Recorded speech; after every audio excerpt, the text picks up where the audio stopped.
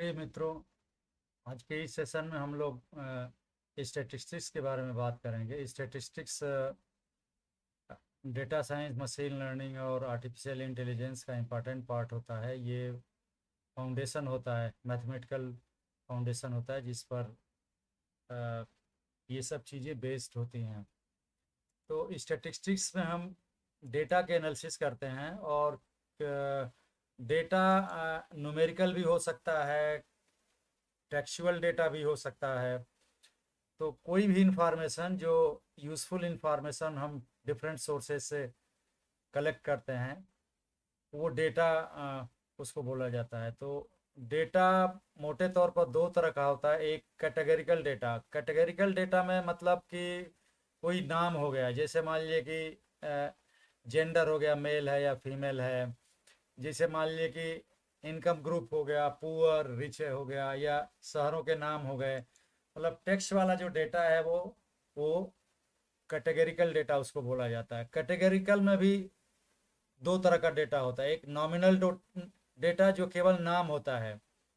ये qualitative variables होते हैं, जैसे मान लीजिए शहरों के नाम, वाराणसी, लखनऊ, दिल्ली। ये इनमें कोई हायर लोअर नहीं है, कोई कैटेगरी नहीं है, या न तो इसमें एडिशन सब्ट्रैक्शन हम कर सकते हैं। तो इस तरह का जो डेटा, जो जैसे कोई नाम हो, वो नॉमिनल डेटा होता है। आप लोग ऐसे याद कर सकते हैं। कैटेगरिकल डेटा में दूसरे टाइप का डेटा होता है ऑर्डिनल डेटा। ये भी टेक्सचुअल डेटा ही होता है, लेकिन इसमें इसमें हम एक कैटेगरी बना सकते हैं, जैसे first class, second class, third class.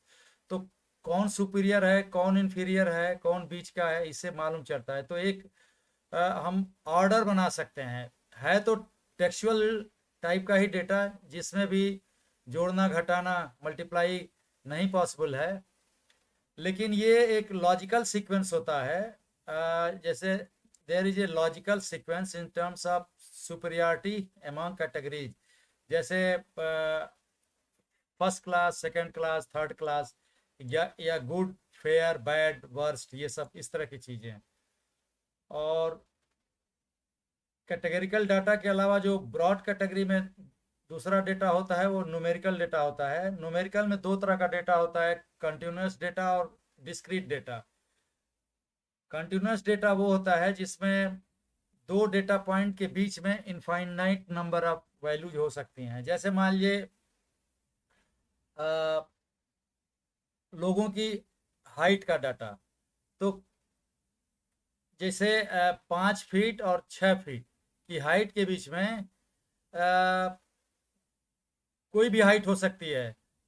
5.1, 5.11, 5.0001, 5.310, कुछ भी, मतलब इनफाइनाइट नंबर ऑफ डेटा। तो दो कंसेक्यूटिव डेटा पॉइंट्स के बीच में जब इनफाइनाइट नंबर ऑफ डेटा की पॉसिबिलिटी है, तो उसको कंटिन्यूस डेटा कहा जाता है। इस एग्जांपल हम इस तरह से हम ले सकते हैं, जैसे मैंने अभी दिया जैसे वेट हुआ। वेट जो है, जैसे 2 kg, 2.1 kg, 2.111 kg, 2.11111, कुछ भी हम ये कर सकते हैं। तो कोई भी वैल्यू हो सकती है। तो हाइट हुआ, वेट हुआ, मनी, टाइम का डेटा। टाइम में मतलब आवर, मिनट, सेकंड, सेकंड का भी माइक्रो सेकंड, फिर नैनो सेकंड जाएगा। तो किसी भी दो डेटा पॉइंट के बीच में अगर इनफाइनाइट डेटा पॉइंट पॉसिबल हैं, तो उस डेटा को कंटिन्यूस डेटा हम बोलते हैं। और डिस्क्रीट डेटा मतलब दो जो अगल बगल के डेटा पॉइंट हैं, उनके बीच कोई और डेटा नहीं हो सकता। जैसे मार्क्स का डेटा हुआ, स्टूडेंट के मार्क्स का डाटा। अगर कोई 24 नंबर पा रहा है और कोई 25 नंबर पा रहा है, तो 24 और 25 के बीच में और मार्क्स पॉसिबल नहीं। जैसे 24.1, 24.5, ये सब पॉसिबल नहीं है। तो डिस्क्रीट डेटा मतलब हर डेटा पॉइंट अलग अलग है, और दो पास पास वाले डेटा के बीच में कोई डेटा नहीं होगा। कंटिन्यूस डेटा मतलब दो पास पास वाले के बीच में infinite number of data point possible हो सकते हैं। और एक तरह की एनालिसिस हम कर सकते हैं इम्पोर्टेंस के लिहाज से। जैसे इंटरवल डेटा, इंटरवल डेटा जैसे मान लीजिए कि वो होता है, एक तो ये है कि ये न्यूमेरिक होता है, क्योंकि हम एक डेटा को दूसरे डेटा से ऐड कर सकते हैं, सब्ट्रैक्ट कर सकते हैं। और normally there is an equal distance between consecutive internal data points. जैसे मान लीजिए टेम्परेचर हम रिकॉर्ड कर रहे हैं, तो 0, 5, 10, 15, 20 डिग्री सेल्सियस, मतलब कांस्टेंट गैप के साथ रूम का क्या टेम्परेचर हम रिकॉर्ड कर सकते हैं। उसमें एक चीज ये देखना है कि ऑन सच डाटा जोड़ना और घटाना किन्हीं दो वैल्यू के बीच में जो डिफरेंस है उसकी वैल्यू होती है, रेशियो का वैल्यू नहीं होता है। जैसे मान लिया अभी टेम्परेचर 70 डिग्री है, फिर 90 डिग्री सेल्सियस होगा, तो 90 और 70 में जो 20 डिग्री का जो डिफरेंस है, और मान लीजिए 30 डिग्री से अगर 50 डिग्री सेल्सियस हो गया, तो दोनों में 20 डिग्री का डिफरेंस है, ये इंपॉर्टेंट है। ये मतलब इसका कुछ सेंस बनता है, मतलब डिफरेंस इंपॉर्टेंट है। 30 degree Celsius to 50 degree Celsius, वैसे ही 70 degree Celsius to 90 degree Celsius, दोनों में 20 डिग्री का डिफरेंस है, तो एक सेंस बनता है हाँ भाई 20 डिग्री टेम्परेचर बढ़ गया है। लेकिन इसको हम ये नहीं बोल सकते हैं कि 40 डिग्री सेल्सियस से 80 डिग्री सेल्सियस दोगुना है, दोगुना हॉट है, ये नहीं बोल सकते। उसमें डिफरेंस का महत्व है। ऐसा नहीं है कि 40 डिग्री से 80 डिग्री जब बढ़ा तो दोगुना बढ़ गई गर्मी, ऐसा नहीं होगा। ये हमेशा डिफरेंस इंपॉर्टेंट रहेगा। जैसे 40 डिग्री सेल्सियस से 50 डिग्री हुआ तो कह सकते हैं 10 डिग्री, जो डिफरेंस है वो इंपॉर्टेंट है। ऐसे ही हम ये नहीं बोल सकते कि आईक्यू लेवल अगर किसी आदमी का 160 है और दूसरे आदमी का 80 है, तो 160 वाला जो है 180 वाले से जो है दोगुना स्मार्ट है, ये नहीं बोल सकते हम। तो इस तरह का इंटरवल डेटा होता है जिसमें हम डिफरेंस की वैल्यू होती है, उसका सेंस बनता है। लेकिन एक और डेटा है रेशियो डेटा। रेशियो डेटा भी न्यूमेरिक डेटा होता है, लेकिन इसमें रेशियो का इंपॉर्टेंट होता है, डिवीजन का, उसी की मीनिंग होती है। जैसे मान लीजिए किसी आदमी का इनकम 25,000 है, दूसरे आदमी का 50,000 है, तो हम बोल सकते हैं कि जो 50,000 पा रहा है उसकी सैलरी 25,000 वाले से दोगुनी है। तो ये इसमें रेशियो इंपॉर्टेंट है इस तरह के डेटा में, डिफरेंस नहीं। अब हम आते हैं कि डेटा सैम्पलिंग के ऊपर। डेटा सैम्पलिंग करने का जो डेटा सैम्पलिंग मतलब डेटा को कलेक्ट करना या उठाना, जिनके ऊपर हमको स्टैटिस्टिकल एनालिसिस करनी है। तो अगर बहुत लार्ज डेटा है, जैसे मान लीजिए किसी इलेक्शन में हम जानना चाहते हैं कि इंडियन जो वोटर्स हैं उनका एवरेज एज कितना है, तो 140 करोड़ की आबादी में को सैंपल करना, एक एक आदमी का एज पूछना, ये पॉसिबल नहीं है। लेकिन ये जो डेटा बोला जाएगा 140 करोड़ लोगों का जो एज का जो डेटा होगा, ये पॉपुलेशन बोला जाता है।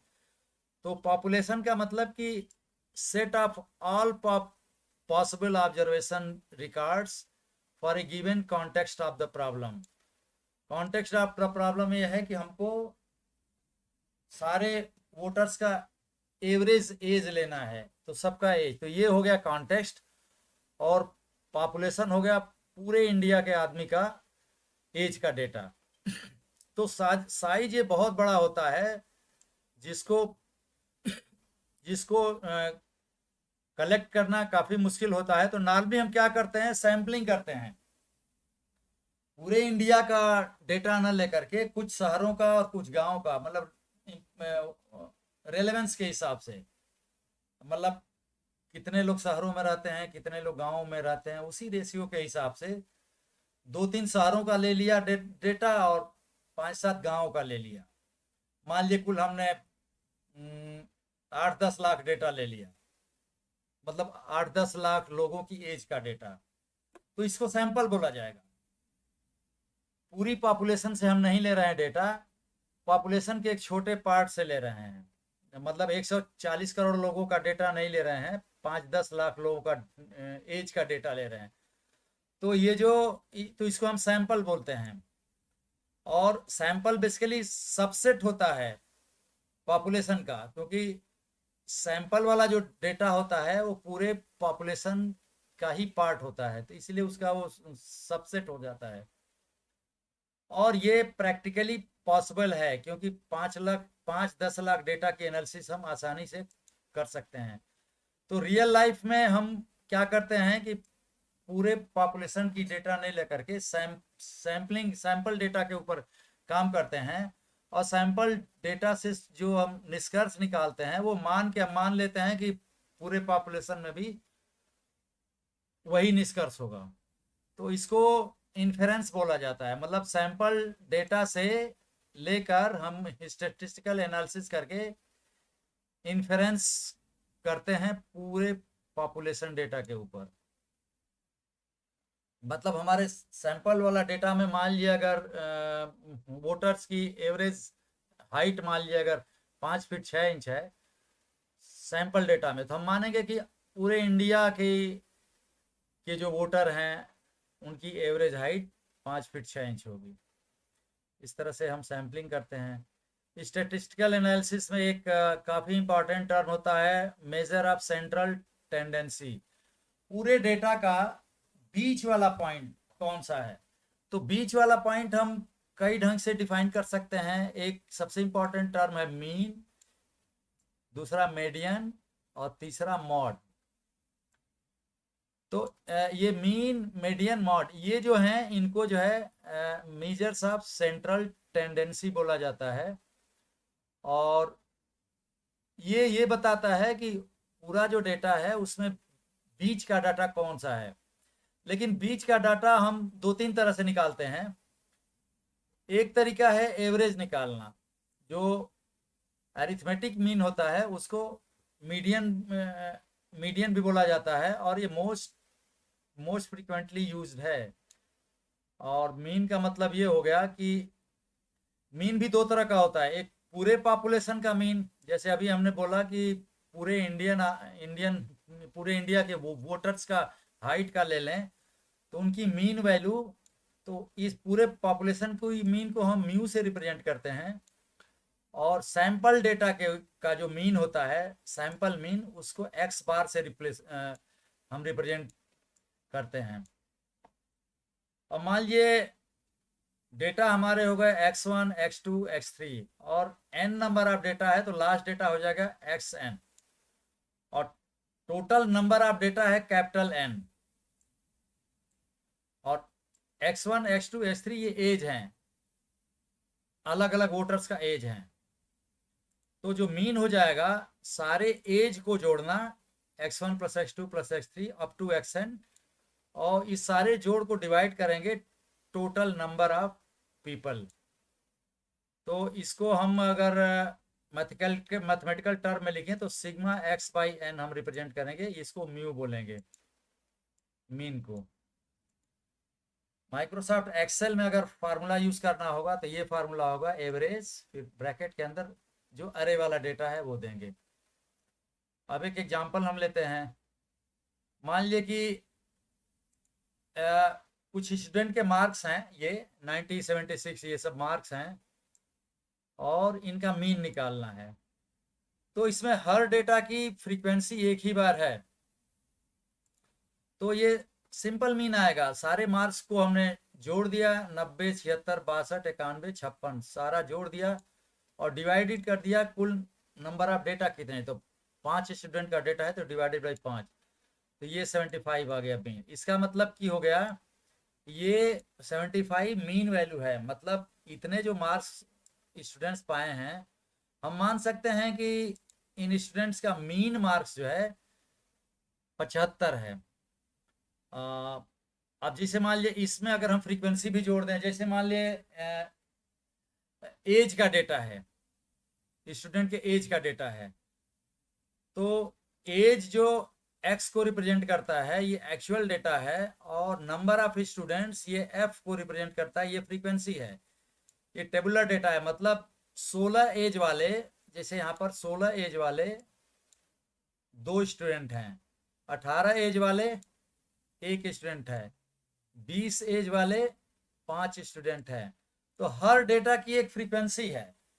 तो इस तरह का जो डेटा है उसको हम, उसके लिए जो फार्मूला है वो अभी हम इस तरह से यहाँ पर डिराइव कर रहे हैं। देखिए,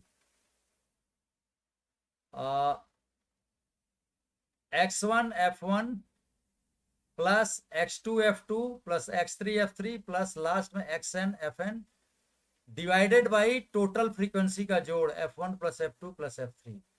अब f1 f2 क्या है? ये नंबर ऑफ स्टूडेंट है, 2 1 5 2 10, और x क्या है? 16 18।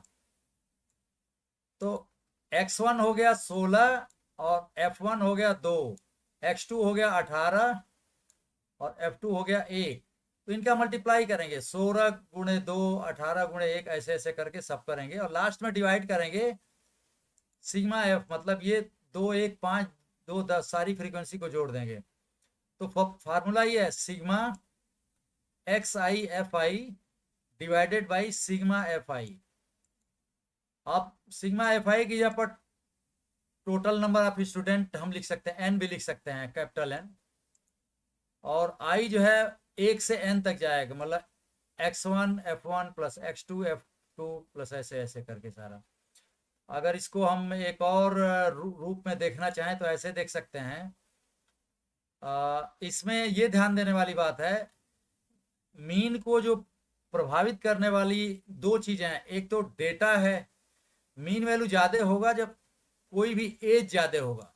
दूसरी चीज है, उस एज वाला अगर नंबर ऑफ स्टूडेंट ज्यादा होंगे तब भी मीन बढ़ेगा। इसका मतलब कि मीन ज्यादा होगा जब x ज्यादा होगा और f ज्यादा होगा, इसीलिए x और f ऊपर है, x I into F I divided by sigma F I. एक चीज और यहाँ पर हम ये कर सकते हैं कि अगर हर डेटा की फ्रीक्वेंसी एक है, जैसे फ्रीक्वेंसी नहीं दिया है, केवल ये एज दिया है, तो हम सीधे इनको जोड़ देंगे डिवाइडेड बाई 5, इनकी जो कुल संख्या है। तो यहाँ पर जो एफ आई 1 हो जाएगा, तो ये फार्मूला हो जाएगा सिग्मा एक्स आई अपॉन एन टोटल।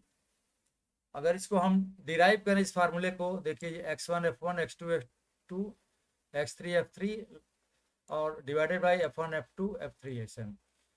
अब यहाँ पर हम देख सकते हैं कि इसको हम अगर सिंप्लीफाई करें, यहाँ पर f1 plus f2 f3 plus fn तक इस जोड़ को सिग्मा f अगर लिखें, इस पहली लाइन वाले एक्सप्रेशन को हम ऐसे लिख सकते हैं, इस ढंग से, जैसे x1 इंटू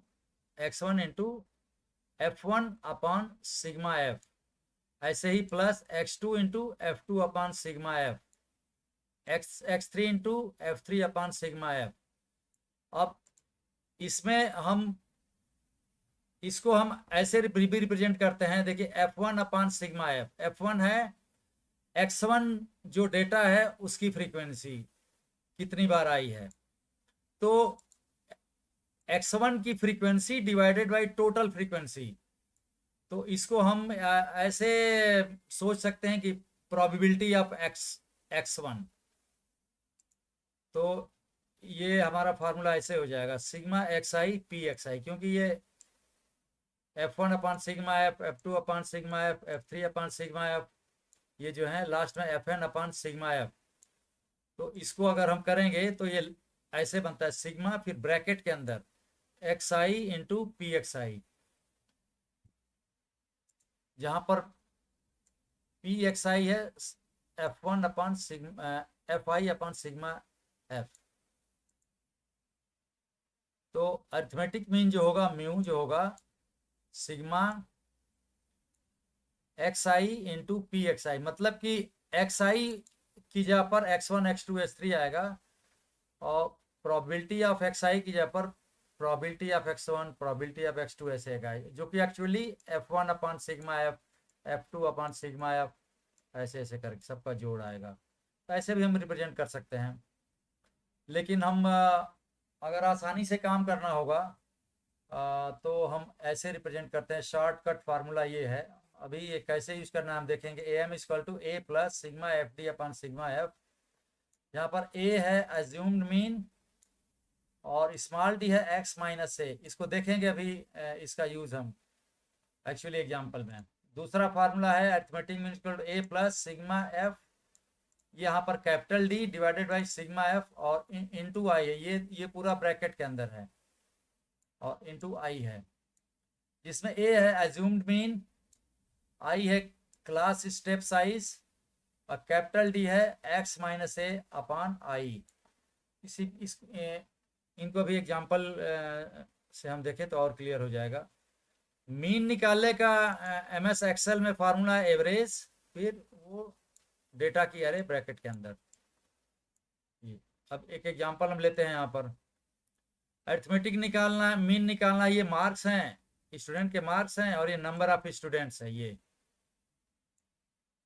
तो मार्क्स तो डेटा हो गया एक्स और नंबर ऑफ स्टूडेंट फ्रीक्वेंसी हो गई। फार्मूला वही है sigma x I F I upon sigma F I.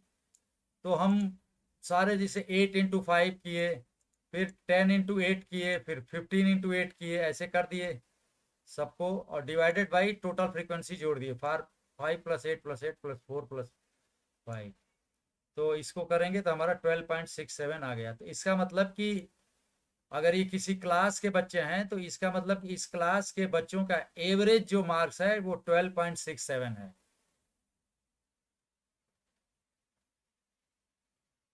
अगर शॉर्टकट मेथड को हम यूज करें तो मार्क्स को हम असेंडिंग ऑर्डर में ऐसे लिखेंगे, मार्क्स वाला कॉलम ये, और नंबर ऑफ स्टूडेंट लिखेंगे, एक एक मार्क्स के आगे जो है नंबर ऑफ स्टूडेंट लिखेंगे, और डी हो जाएगा एक्स माइनस ए। इसमें हमको अज्यूम्ड मीन कोई बीच का मानना पड़ेगा। जो डेटा पॉइंट हमारा जो एक्स है 8 से 15 तक है, तो बीच में हम मान लीजिए हमने 12 मान लिया एक वैल्यू, यहाँ पर 10 को भी मान सकते थे, लेकिन मान लीजिए 12 हमने मान लिया एक mean, assumed mean. Assumed mean अगर 12 हो गया तो यहाँ पर d equal to x minus a. अब एक्स हो गया एक एक डेटा, जैसे पहला डेटा है 8, 8 माइनस 12 तो हो गया -4। दूसरा डेटा होगा 10, 10 माइनस 12 मतलब -2। तो यहाँ पर डी वाला जो कॉलम होगा एक्स माइनस ए होगा, मतलब ये जो एक्स वाला कॉलम है इसमें से एज्यूम्ड मीन 12 को माइनस करते जाएंगे तो ये हमारा डेटा मिल गया। अब ये जो है एफ इंटू डी, ये जो डी आया है इसको ये second column number of student F से मल्टीप्लाई करेंगे, तो यहाँ पर 5 इंटू -4 ये हो जाएगा -20, 8 इंटू -2 ये हो जाएगा -16, ऐसे ऐसे करके डाटा मिल जाएगा। अब हमको जोड़ना है एफ डी वाला जो कॉलम है, ये पूरे कॉलम को हम जोड़ेंगे, ऐसे ही डी वाले कॉलम को जोड़ें, यहाँ पर जो है सिग्मा एफ वाले कॉलम को भी जोड़ेंगे। तो हमको मिल गया एफ डी वाले कॉलम को जोड़ेंगे, ये सारी वैल्यू ये जो है -20, 16, 0, 24 और 32, तो इनका सम आ गया ये 20। और सारी फ्रीक्वेंसी को अगर हम जोड़ेंगे सिग्मा एफ करेंगे, ये 5, 8, 5 ये सब जोड़ेंगे तो आ गया 30। अब हम फार्मूला लगाएंगे, एज्यूम्ड मीन तो हमने 12 माना हुआ है, a plus sigma F D upon sigma F.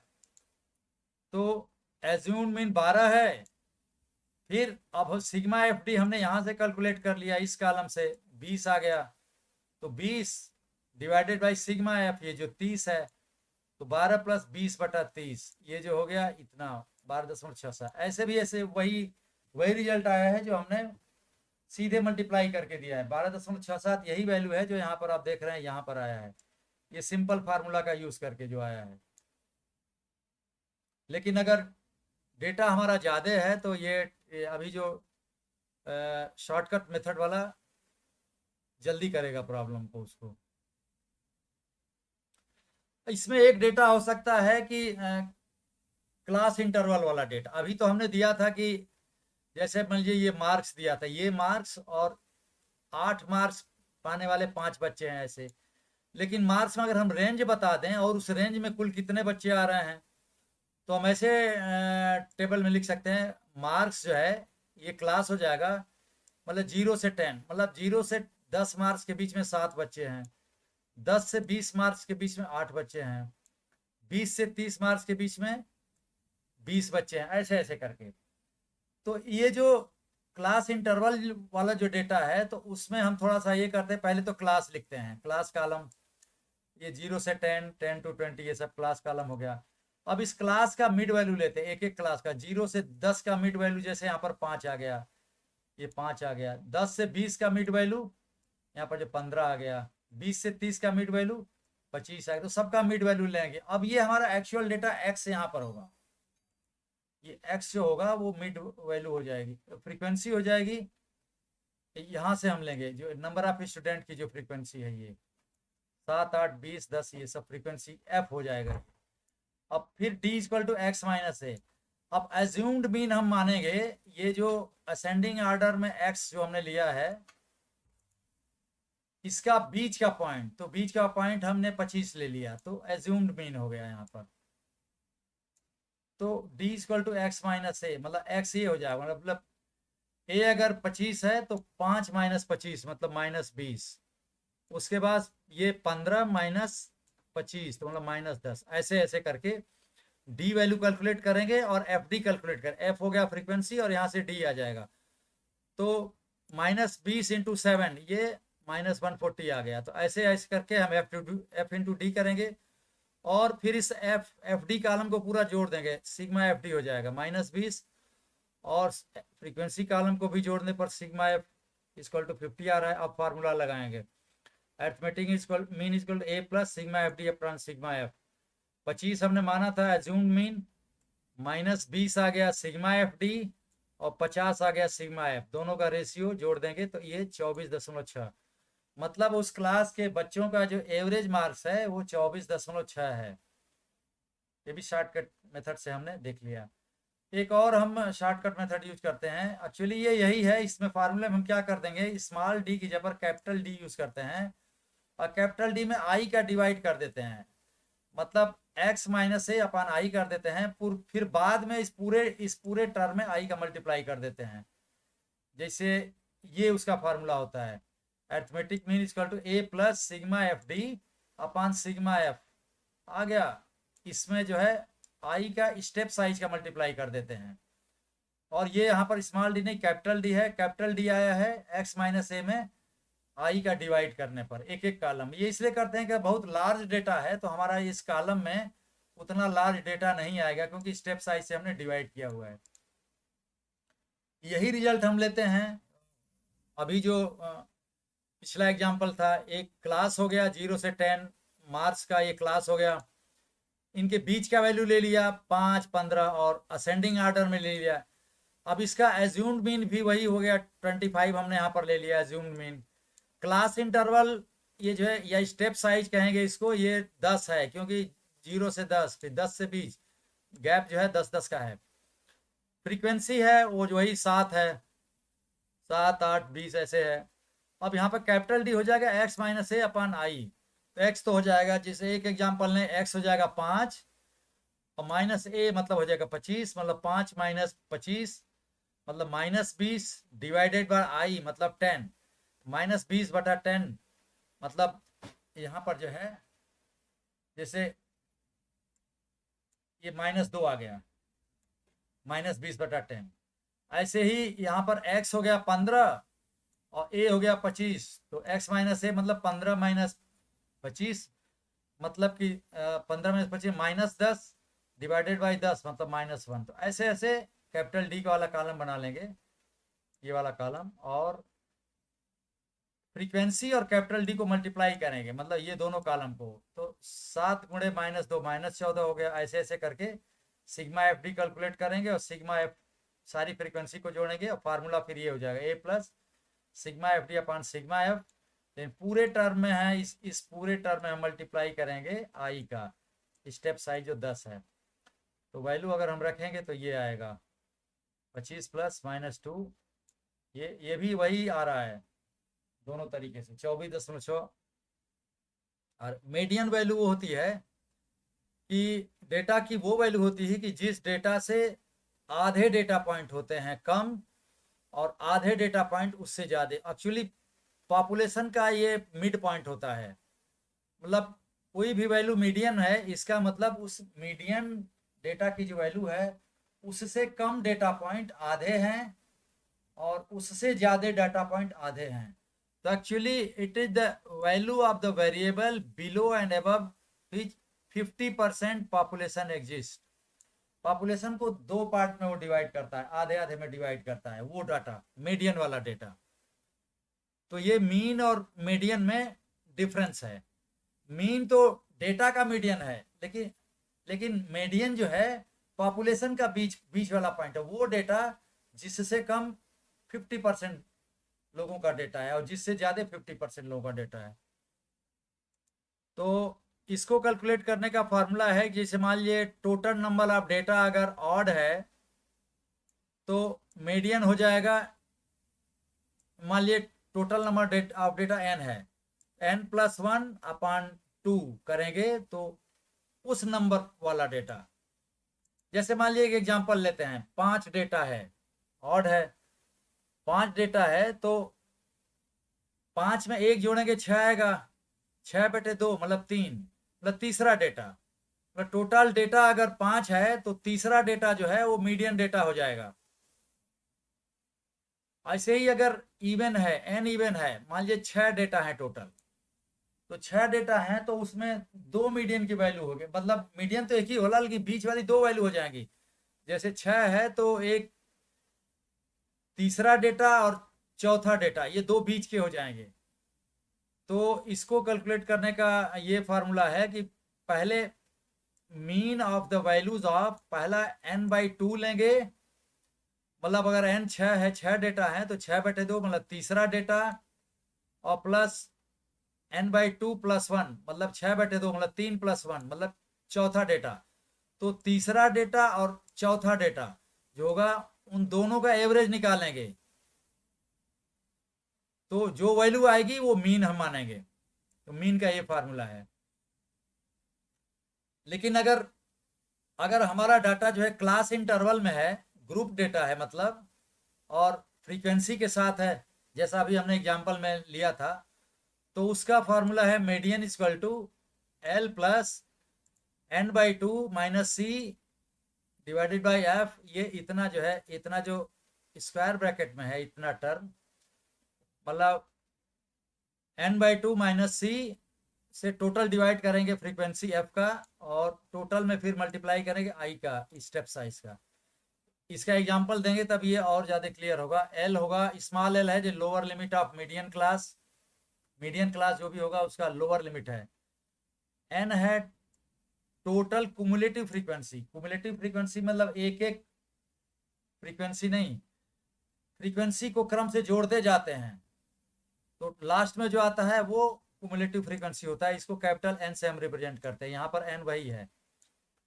C होता है cumulative frequency just preceding the median class.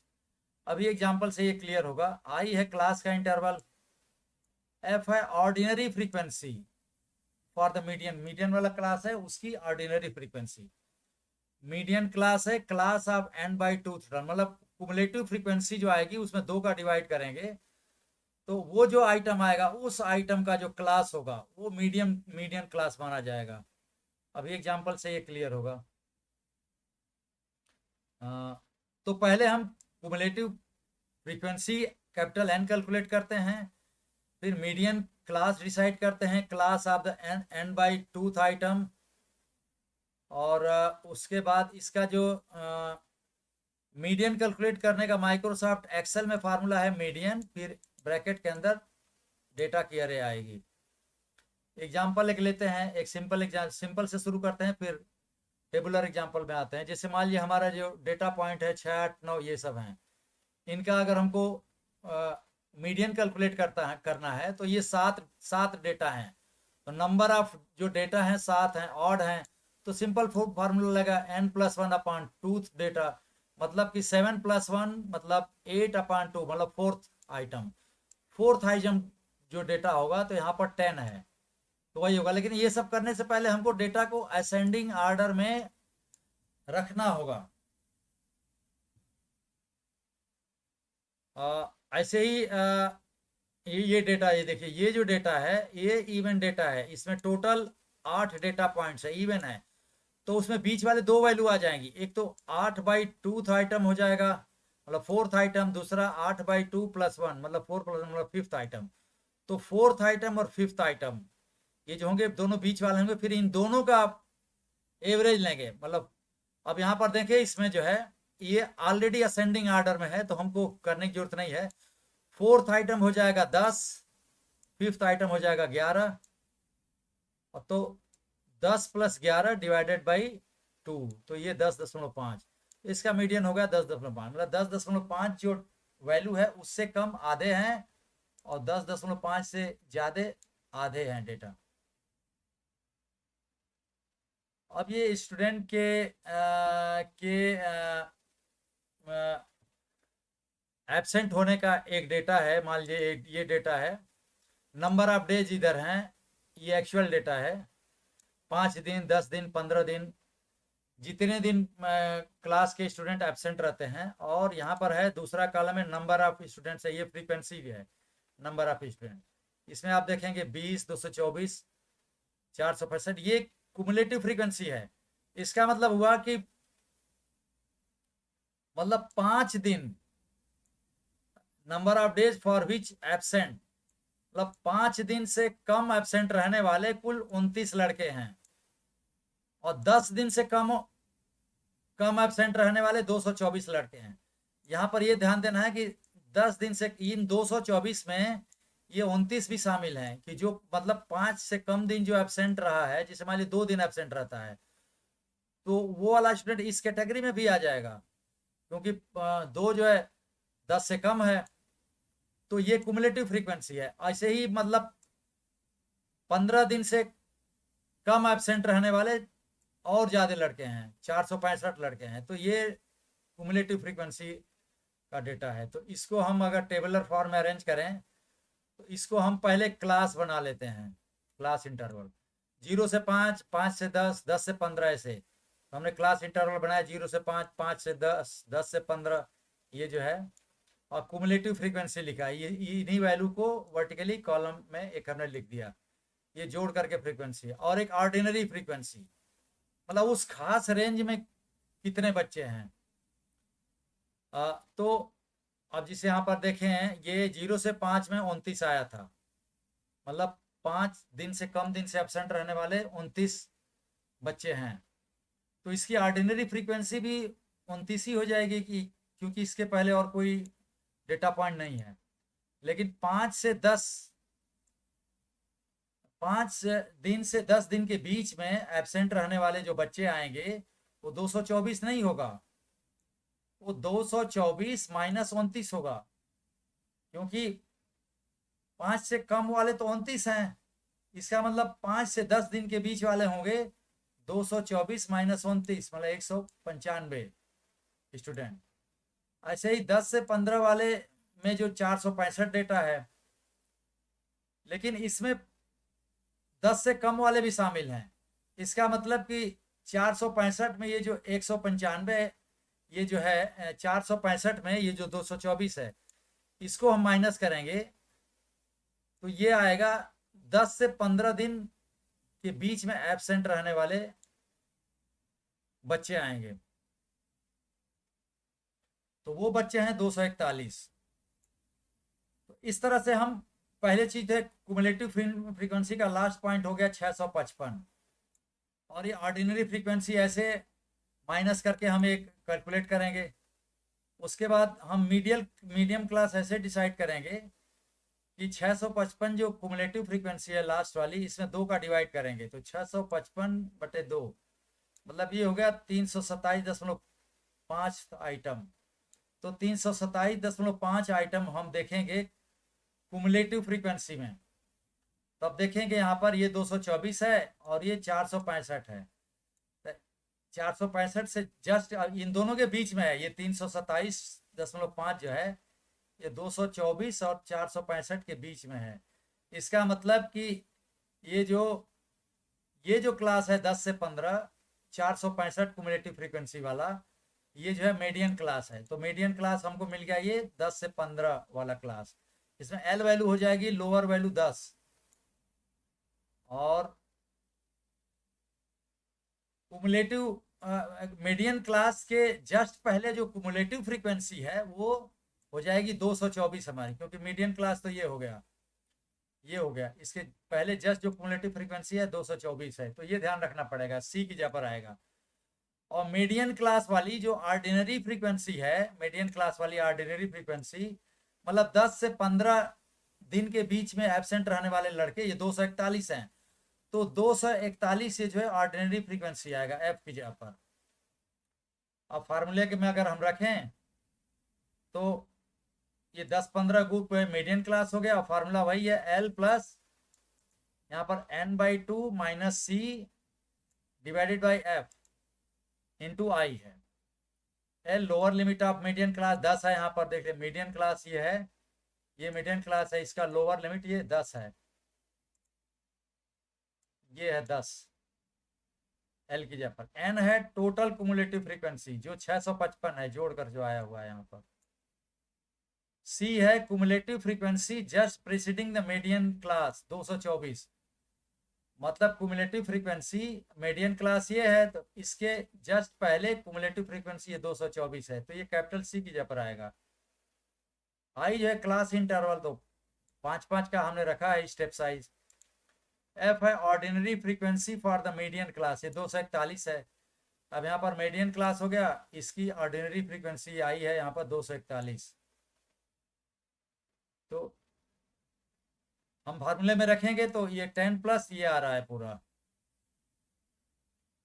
तो आ गया हमको मीडियन वैल्यू 12.15, मतलब 12.15 दिन से कम एब्सेंट रहने वाले आधे बच्चे हैं, और 12.15 दिन से ज्यादा दिन एब्सेंट रहने वाले बाकी आधे बच्चे हैं। लेकिन डेटा जो है 12.15 है, मीडियन वैल्यू है। तो इस तरह से थोड़ा प्रैक्टिस से आएगा। इसमें ध्यान देना है कि कुमुलेटिव फ्रीक्वेंसी कैपिटल मतलब कैपिटल एन में 2 का डिवाइड करने पर जो आएगा, तो जिसे यहाँ है 224 और 465 के बीच में 327.5 आ रहा है, तो हम 465 वाला क्लास इसको मीडियन क्लास मानेंगे, यहाँ से शुरू करेंगे। इसके पहले वाली फ्रीक्वेंसी कैपिटल सी 224 हो जाएगी, और मीडियन क्लास वाला जो फ्रीक्वेंसी ऑर्डिनरी फ्रीक्वेंसी ये 241 एफ की जगह पर आ जाएगी। बाकी तो आई और वो सब क्लियर ही है।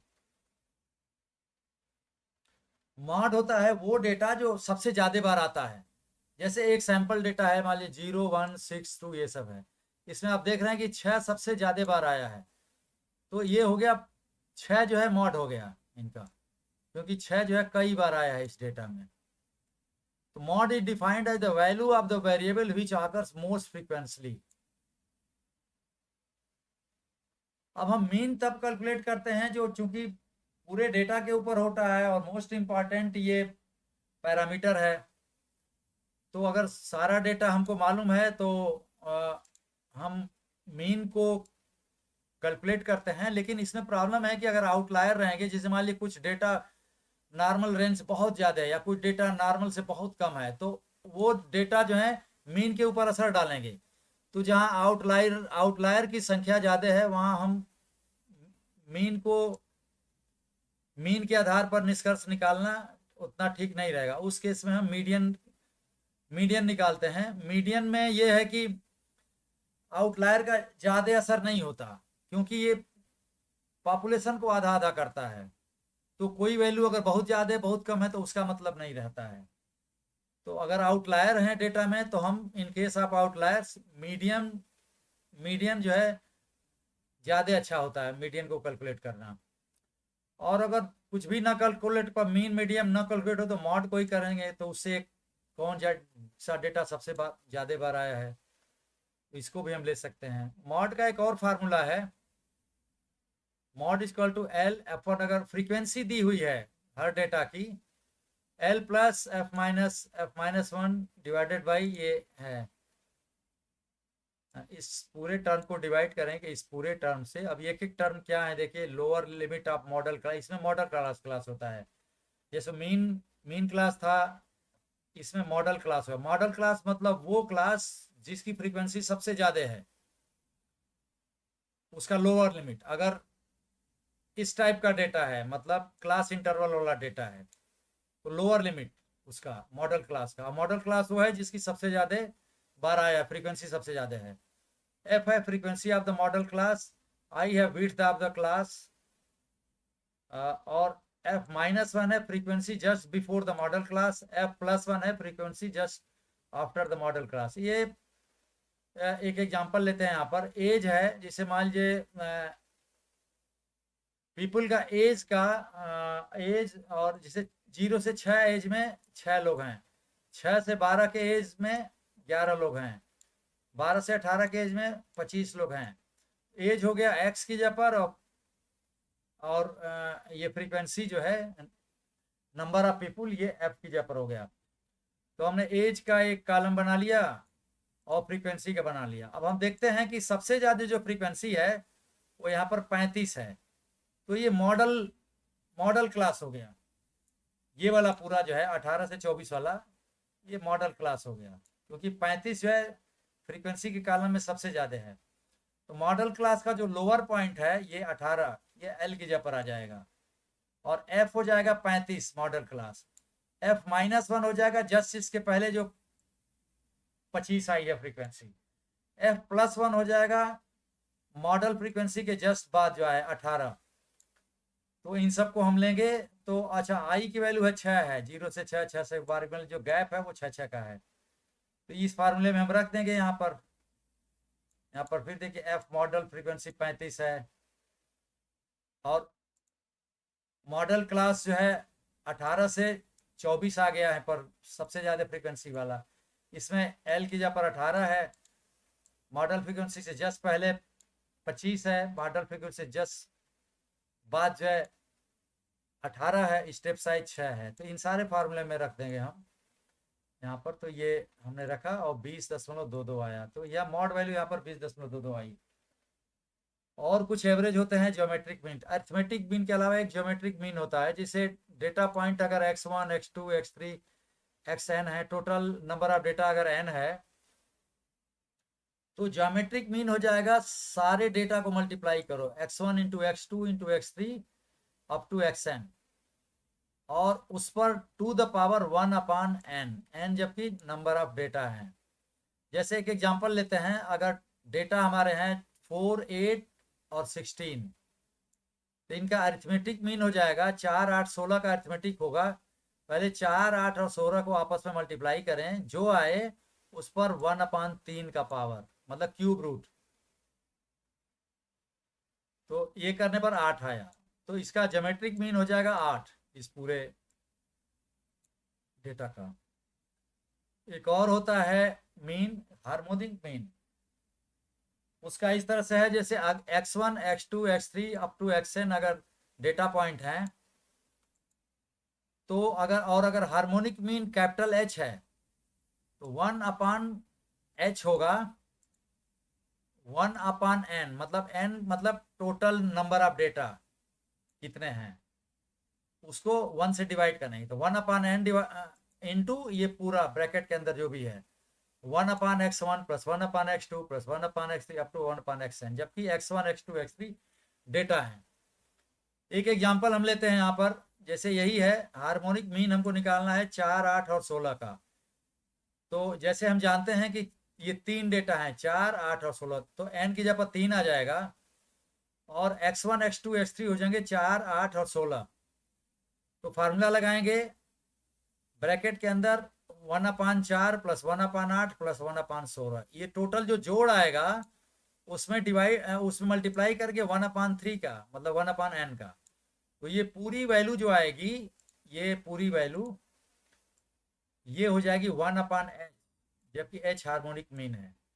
तो 1/h आया 7/48, इसका मतलब h हो जाएगा इसका उल्टा, मतलब 48/7, मतलब 6.853।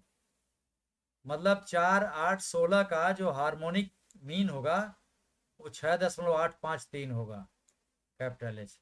तो इस तरह से हमने स्टेटिस्टिक्स के कुछ मीन, मीडियन, मॉड उनको कैलकुलेट करने का सिंपल तरीका बताया। किस किस तरह का डेटा होता है, डिस्क्रीट डेटा जो अलग अलग डेटा होता है, कंटिन्यूस डेटा बताया, फिर नॉमिनल डेटा बताया, कैटेगरिकल डेटा बताया। तो ये सब इम्पोर्टेंट पॉइंट है। इस सेशन को अब समाप्त करते हैं। Thank you very much.